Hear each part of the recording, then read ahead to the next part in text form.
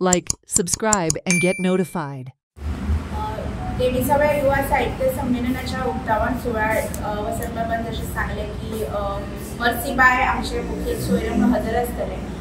उक्तावण सोहळ्यात आमचे तरणाटे लेखक सारिकाबाई नाईक हांच्या कविता संग्रहाचे विमोचन जातले। दर वर्सा अकादमी एका तरणाट्या साहित्यिकाचे पुस्तक उक्तावण सोहळ्यात विमोचित करता।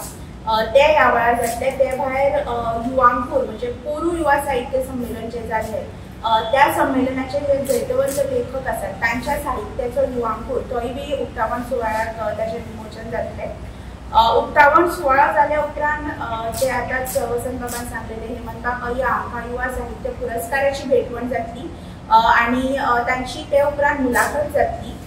दत्तू नायक आणि पूर्वा वस्त ही ती मुलाखत घेतली।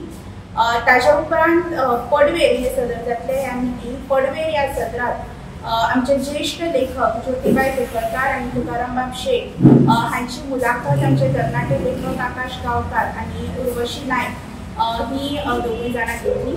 आणि ताच्या उपरांत बीजभाषण कीनोट एड्रेस आसा तो जातलो।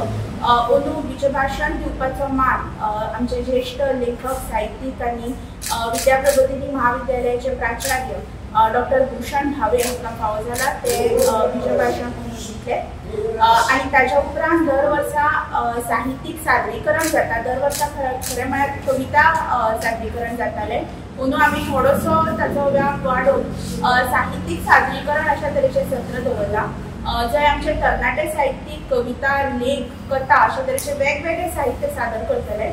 आणि तातूंत अद्वैत साळगांवकर, गौरंग भाटये, आकाश गावकार, महादेव गावकार, पलाश अत्री, फादर मिल्टन रॉड्रिगीज, हेमंत अय्या, विश्वप्रताप पवार, रिया बेंगलोरकार, सारिका नाईक, ममता वेर्लेकर, गोविंद ममकार, मानसी धावस्कार, मनीषा वेळीप आणि परेश चारी हे 15 तरणाटे वेगवेगळ्या प्रकारचे साहित्य थंय सादर करतले। Like, subscribe, and get notified.